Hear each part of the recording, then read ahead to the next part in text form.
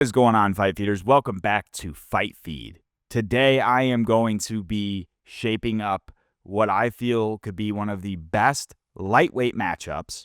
And no, it's not for the title, but I think it could be a #1 contender fight. And I think that it needs to happen soon. And I mean soon, like maybe first quarter or early second quarter of 2026. Before I give you guys the breakdown of who this matchup should be against, make sure to give this video a like and please comment your thoughts below. Anywho, diving into this matchup. So you've got Mr. Paddy Pimblett. I like to call him Patches O'Houlihan, Mr. Paddy himself. Paddy is one of the only fighters I've seen get one win over a ranked guy that was number 10 and somehow become the number 5 ranked in the world. Now, that is not saying Paddy's a shitty fighter. It's just it's just saying, like, you know, I guess he is just a victim of circumstance, but not really a victim. He's a benefactor of circumstance here.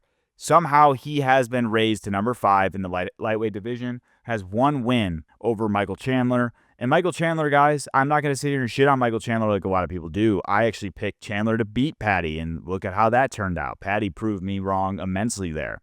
Gained a lot of respect from me, but you do have to call out the asterisks that, you know, Chandler was a bit of an aging fighter there, right? I don't think Paddy has truly gotten tested yet against a guy that is in the same boat as him, a young, hungry contender looking to make his way not only to a title, but to cement their name and legacy, right? And so when you look at the lightweight division, there's a few names here, okay? And look, here's what sucks, guys. This really sucks. I've said this in my other videos, but you have Charles Oliveira and Max Holloway. They're holding pretty high ranking spots here. Charles is number 2, Max is number 3, and I don't have an inside friend that's, you know, buddy with Dana White who just knows all the matchups. But I will say is that I am pretty goddamn certain that it's Charles Oliveira versus Max Holloway for the BMF belt. And I don't know when that's going to happen. I imagine they're going to use that for a big card, probably thinking that's going to be a White House card.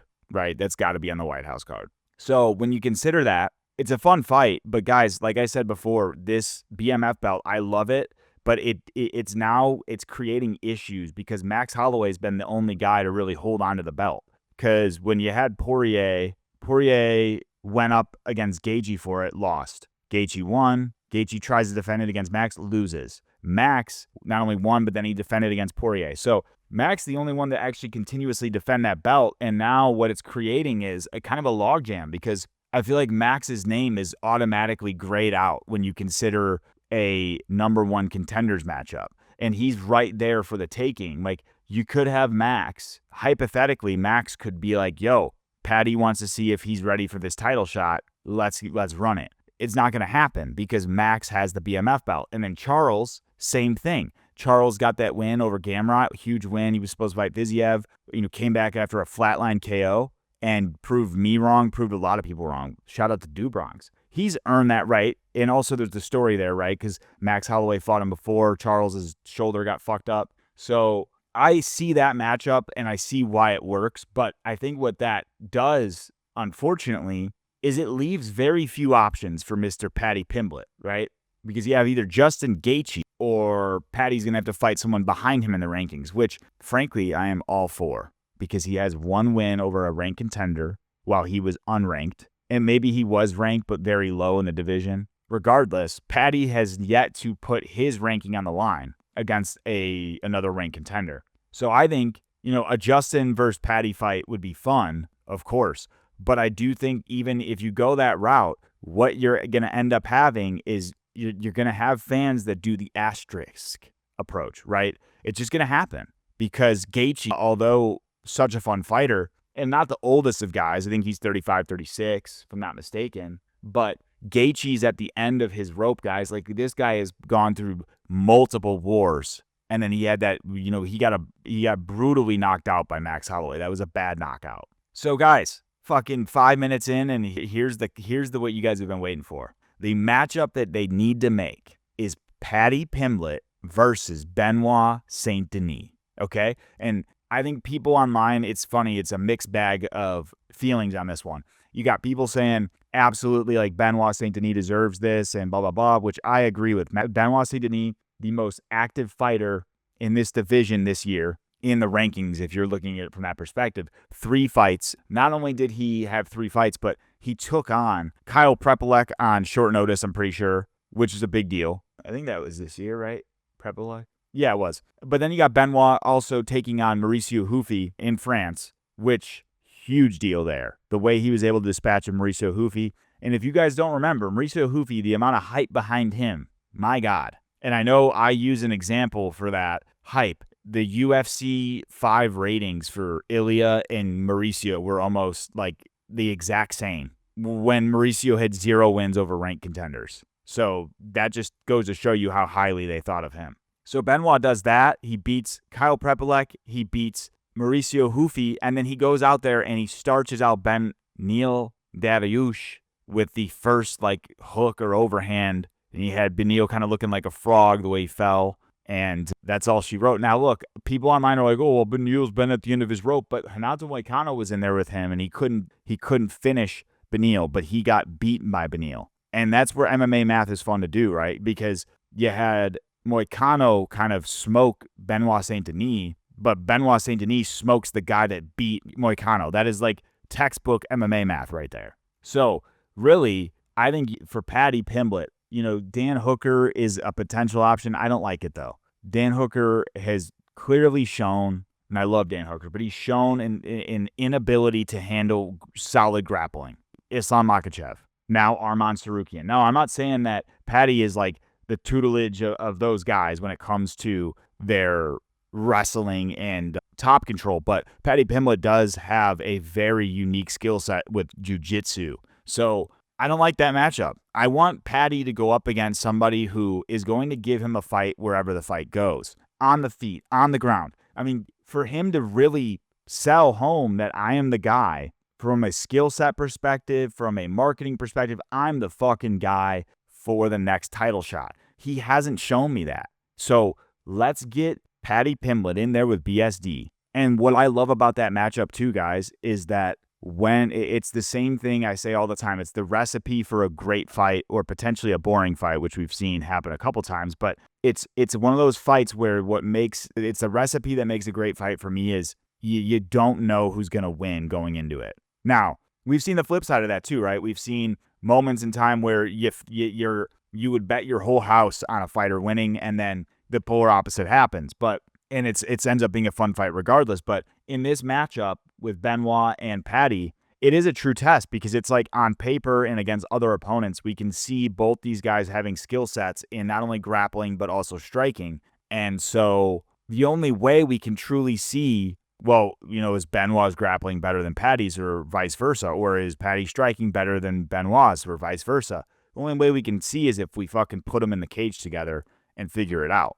And I think, guys, that is a great fucking matchup because what that does, assuming you got Charles and Max locked away, Justin Gaethje, guys, I mean, maybe they've rebooked Justin versus Dan Hooker for like just a solid, fun fight, but Justin Gaethje is going to get iced out here if he doesn't fight somebody. So I'm all for Paddy going up against Justin. It's just I do think that, like I said, what I'm trying to do here in this matchup is, one, give Paddy that true test where I feel there's no asterisk. There's no way out of like, oh, well, Benoit was washed or Benoit blah, blah, blah. Like Benoit is on a win streak now, solid win streak with not only dangerous up-and-comers, who actually Mauricio Hufi is ranked now, but Benoit Saint Denis, 29 years old, turns 30 years old in December. So younger than Paddy Pimblett. Like, when you look at all of the different areas of a fight that you would maybe have an asterisk for, there would be 0 in this fight, in my opinion.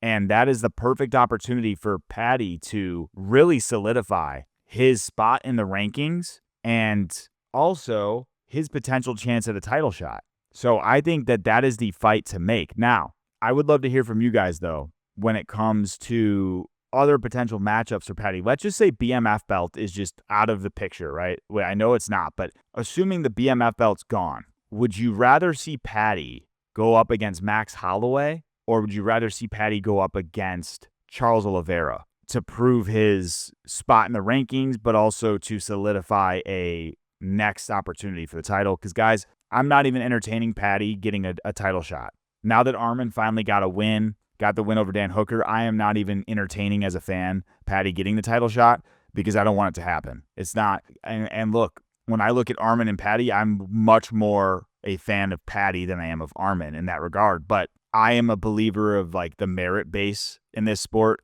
I'm a believer that, you know, when you do good work, you should get good things. And Armin, despite having his mix-ups this past, year and a half, even UFC 300, he punched the fucking fan in the face. And then, he misses weight, hurts his back, misses weight. Which, guys, that's a whole other thing. I know Armin has said multiple times that it was not a missed weight thing. It was a hurt back thing. That my biggest thing with that is just like, dude, you haven't provided evidence of it. And so it's like, because all these other fans and shit want to get on the other fighters who don't provide evidence, I'm just going to take the same approach. So regardless, Armin's done great work in this division. He's got wins. He had a close matchup with Islam Makhachev. He was the closest fight that Islam had up until Islam fought Volk the first time. So it's like you have Paddy versus Max or Paddy versus Charles. That's a fun matchup, but I think that because the BMF belt's there, we're basically losing two guys. Justin Gaethje's kind of on ice. I think BSD is the best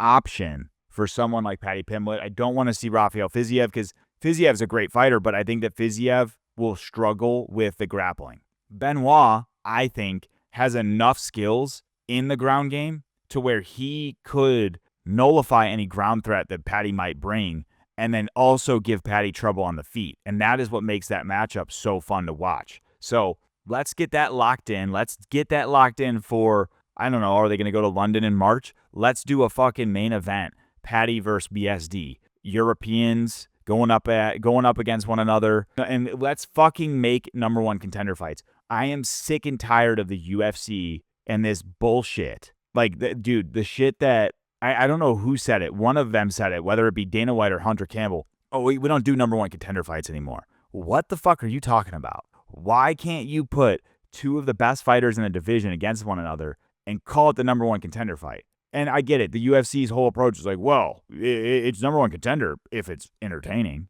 Like, dude, why do you have rankings? Why did you just get rid of the rankings if you're going to go that route? There's a whole other video I can make. So I'm going to end it there. But I just want to say, Paddy getting a win over BSD would make anybody, it would make it undeniable for him to get the next shot after we see what happens between Armin and Ilya. So that is my take. Would love to hear what you guys have to say about that.